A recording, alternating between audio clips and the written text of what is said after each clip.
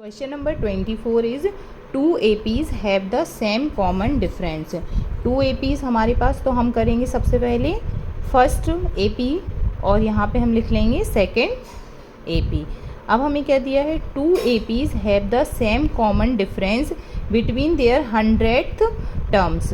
हमें 100 टर्म का common difference same दिया है, तो इसका 9th टर्म क्या होता है, A N is equal to A plus N minus 1 into D.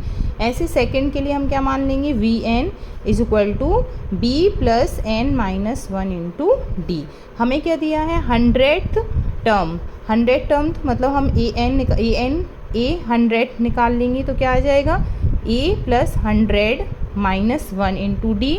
And यहाँ पे बी 100 क्या हो जाएगा, B plus 100 minus 1 into D. तो ए 100 आएगा आपका A plus 99 D and B 100 क्या हो जाएगा, B plus 99 D.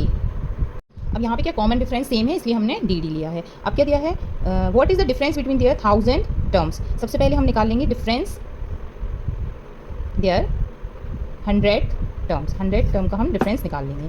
So A 100 minus B 100 is equal to A plus 99 D minus B plus 99 D.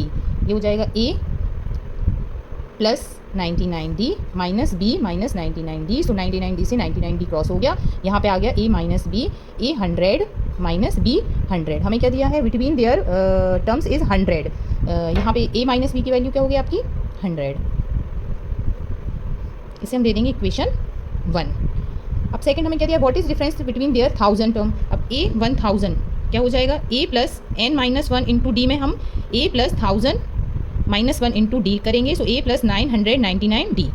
ऐसे ही सेम बी 1000 क्या हो जाएगा, B plus N minus 1 into D. N की value हम 1000 पुट करेंगे, सो 1000 माइनस 1 इंटू डी.